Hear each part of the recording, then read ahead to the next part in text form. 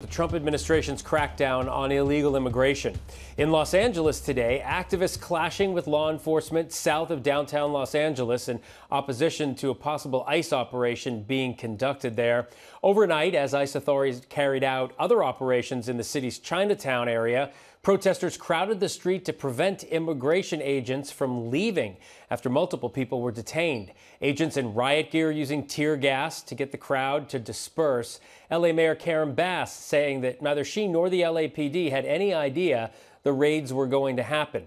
This immigration crackdown happening as a Salvadorian man, Kilmar Abrego Garcia, who was mistakenly deported from the U.S. to a prison in that country, is now back on American soil. Abrego Garcia appearing in a federal courtroom in Tennessee to face criminal charges. The Justice Department accusing him of transporting undocumented migrants within the U.S. According to the unsealed indictment, some of those who were allegedly transported were members of the violent MS-13 gang.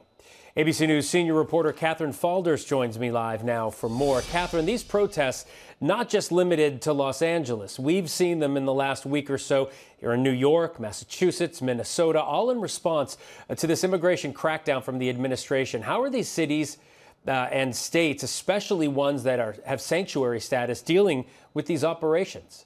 And as you know, these have been happening across the country, but especially in L.A. and with those cities that have sanctuary status. You saw the L.A. Mayor Karen Bass come out and call these protests and these raids cruel and chaotic in the city. You see those visuals there of those law enforcement officers deploying tear gas to try and disperse the crowd. It led to law enforcement officials and local officials in California, including the governor, but specifically Mayor Karen Bass getting in a little bit of a spat with federal officials. FBI Director Kash Patel essentially saying what she was saying wasn't true. Now, this comes as the Department of Homeland Security has called for an end to the violence against ICE. They claim, the Department of Homeland Security claims, that ICE officers are facing a 413% increase in assaults when carrying out these arrests. So you will continue likely to see that back and forth, of course, between the local officials on the ground and federal authorities. Let's talk about Kilmar Abrego Garcia for a moment. His return to the U.S. We are now learning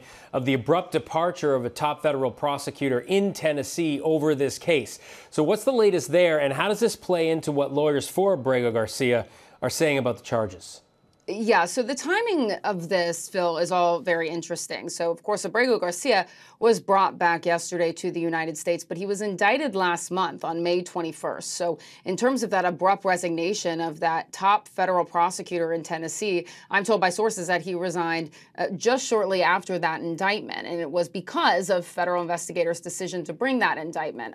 According to sources who I've spoken to, they say that this top federal prosecutor by the name of Ben Schrader, he was the head of the criminal division in this U.S. Attorney's Office, that he believed that the Department of Justice was bringing these charges for political reasons, and he decided to resign because of that. So it will be interesting to see if any of that comes up in federal court as these proceedings play out. Remember, this investigation didn't start until after Kilmar Abrego Garcia was deported from Maryland to El Salvador. So they're using this as a mechanism to get him back, but for an entirely different reason than what we've been talking about the past few months, where that Maryland judge had been asking to get him back. And of course, the Supreme Court said to the government, you need to return him. Well, now they are, but they indicted him to return him. All right, we'll continue watching it. Catherine Falders. Catherine, thank you.